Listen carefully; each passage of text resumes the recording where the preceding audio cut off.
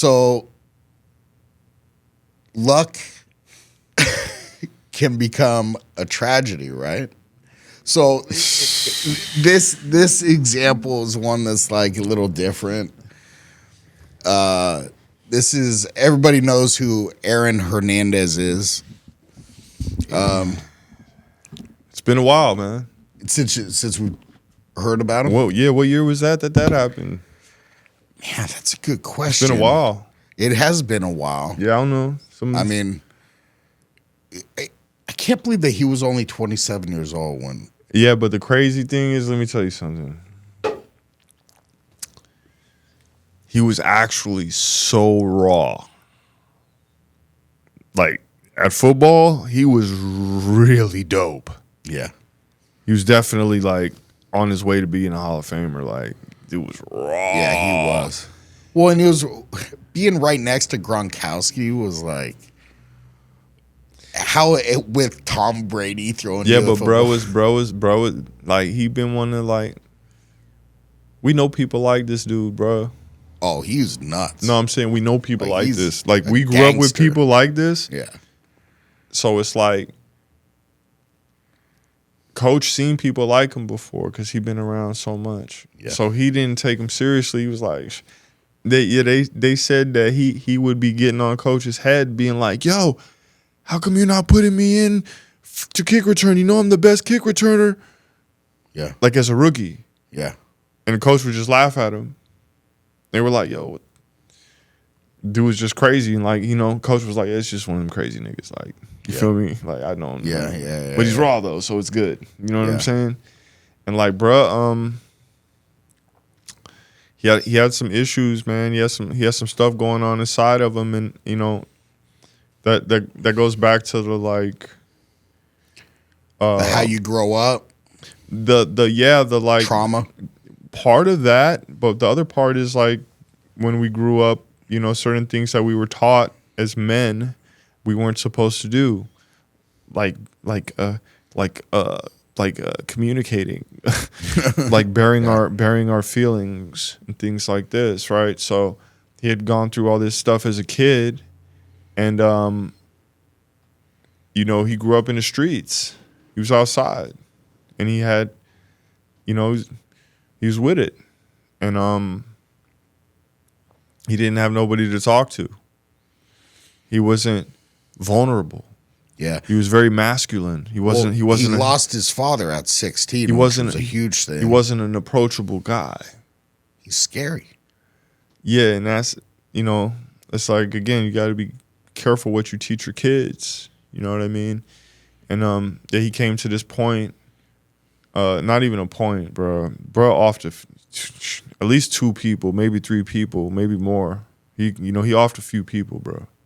Yeah. He didn't just. This story is not. He was this raw star and then he just offed himself. Nah. Yeah. Bro, killed his best friend or something, and then another friend too, because he was worried about getting caught.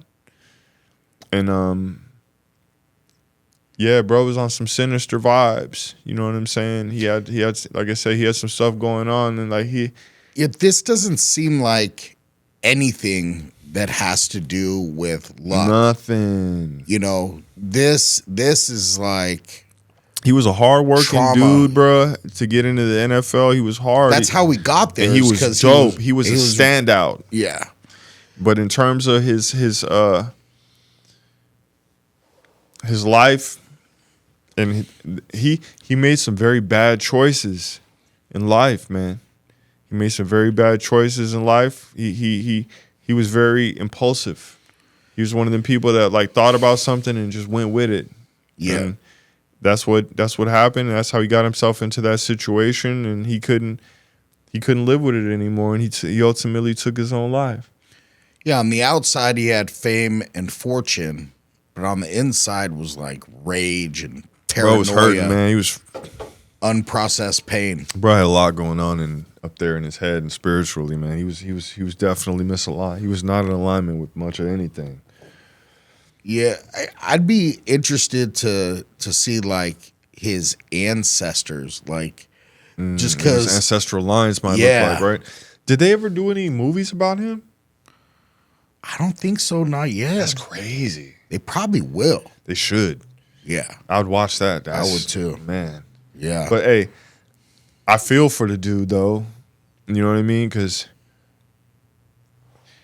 you know, there's a lot of things that are attributed to him becoming that way. You know what I mean? He probably wasn't, you know, I'm sure he wasn't born a bad human being. And I don't know if he died a bad human being either, if I'm being honest. I know he was influenced by things that happened into him in his life, man. And it's unfortunate that he wasn't able to do the work on those things. You know what I mean? He did all this other work.